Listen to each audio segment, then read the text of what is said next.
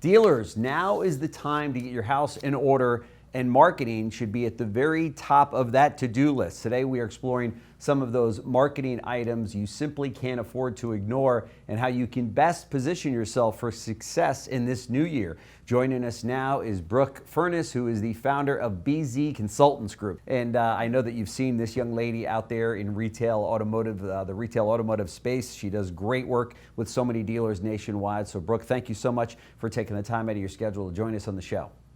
Oh my gosh, thank you so much. I'm so honored that you all reached out and to be a part of this and just everything that you're all doing to move the industry forward. So thank you so much. Sure, absolutely. Well, we're glad you're here. So, so those that might not be as familiar with you as we are, because there's a lot of people out there in retail automotive, tell us, our audience, a little bit about yourself and the solutions that you provide for dealers.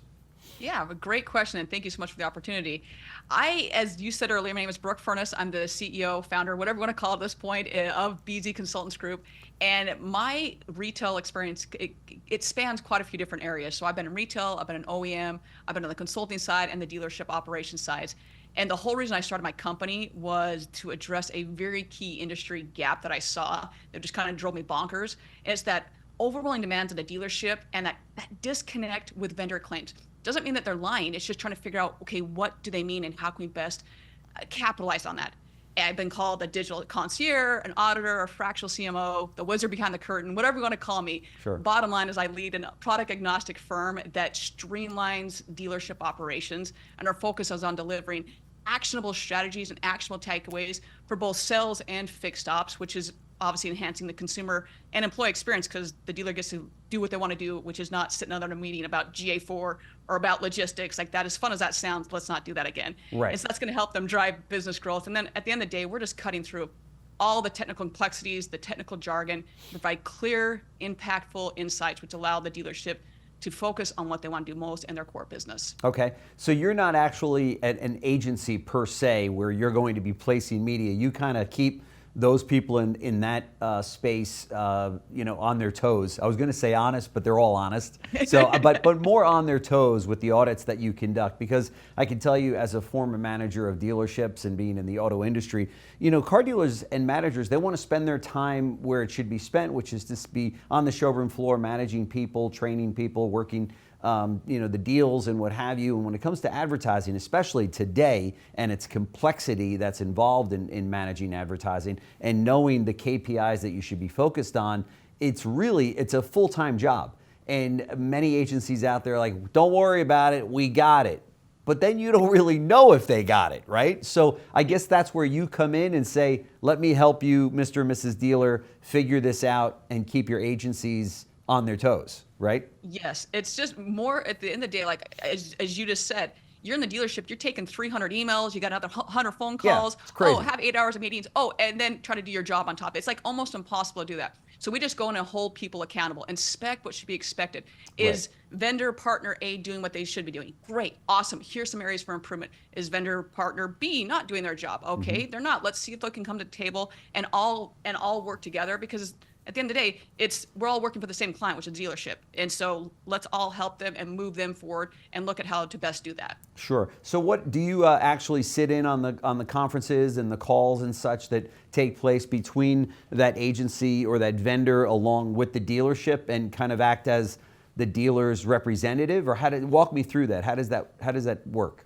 Yeah, great question. Yeah, and my clients at this point know that I will scold them a little bit in a very motherly way. I'll say, if I'm not on that call and you guys take a call without me, all it's going to do is make your life a lot more miserable, because then you got to reach out to me and like, right. So what do they mean by this? Or Sure, hey, we were pitched this greatest thing since sliced bread, and it doesn't add up to what they really are saying, or it's not GLBA compliant, Sure. or whatever it may be. And so, yes, I am on every single call that they want me on. They probably get sick of all the video responses I send back to them, but it's a really holistic report of looking at everything. So it's not just advertising, it's the process in-house, it's every vendor partner they're working with to say, are we all rowing the boat in the same direction? So let's jump in here. What are some of the most challenging areas for digital marketing for dealers today? The most challenging, the things that I look at, that's first off, how much time do you have to answer that? And that's a big question there. So I like that one, is looking at like GA4 is such a big unknown right now. Yeah. It's changing all the time. So that's something as soon as a client comes on board, we're immediately getting into their GA4 property and saying, is it optimized? Are things firing? Are these, I don't want to get too geeky here about the events firing. Is it done correctly? As a founding member of the Automotive Standards Council, and so going through and saying, okay, if this isn't done, here's how we're going to do it. The other portion I think that's a big one is AI. AI has blown up this year. Now, it's been around for a while, right? And it's just all of a sudden got a new facelift, and people are loving it. I use it all the time. But understanding, like, okay, that's great, but how are you going to use it to best enhance your dealership and the potential for that? And understand that if it's public facing, that's a whole other story of, we've seen dealerships and the chat bots have went a little rogue, and that's happened for a while. The other portion that for me that's a big one is GLBA and FTC. That is such a critical one that I think a lot of people are overlooking. And especially from the legal complexities, you don't want to go back and tell your third generation customer, oh, by the way, all your information's on the dark web. So right. That's a big one. I'd say the last one would be the decline in loyalty for me. Like, that is we've seen this just massive decline in loyalty. People are holding on their vehicles longer. And then, okay, knowing that, how are we going to shift our behavior, our advertising, everything we're doing to ensure that we don't lose all this profitability? I mean, that's a really, really big one. Right. Yeah, those are all, there's no question about it. We do a lot of shows on all of those items as well, and they are really a concern of dealers today. Having said that, are you then, if you find something that's wrong, are you then working on the dealer's behalf or in the dealer's name with that advertising agency partner to say, hey, let's work this out. You need to do X, Y, and Z. You need to clean this up. You need to do less of this and more of that. Is that your role at that point in time? Yeah, 100%. Like, I will, for legal reasons, never ask for admin, because that is the dealer's, whatever account it may be. Sure. All of the agencies at this point will know who I am and that I'm copied on everything. And I will never speak for the dealer. If there's something the dealer wants relayed, and I will have a sidebar conversation, say, are you okay if I ask X, Y, and Z company about this? Yeah, Brooke, go ahead. Right. Other than that, there's just an open dialogue of, hey, I'm seeing this. What are you guys seeing on your end? Hey, we're seeing this. You guys looks like we're advertising on, let's say, this year, make, model, when in fact, why are we advertising on it when organically that's getting all of the traffic? So it's just going through and having that second set of eyes to go through. But yes, 100% will work on behalf of the dealer, copy them on everything, and ensuring that their voice is heard and be that champion for them. So this is a great service that you're providing to dealers. And I will say that there are agencies out there that will come in and say, oh, you need to be in XYZ, and you got to be here, you got to do this, you got to do that. When in reality, I think every dealer thinks, well, do I really need to be there, or do I need to be there to make your month what it should be? Yep. And that's always been the case, right? To figure out what's the real motive here. Is it because we're going to drive more traffic, or is it because the agency needs to hit their particular KPIs in the agency, right? Have you found that? Oh, it's so true. To be the case sometimes where it's, I don't know if we would put the money there, but. Yes, 100% feel that way. I know that to be true. And it also depends how your contract is written up.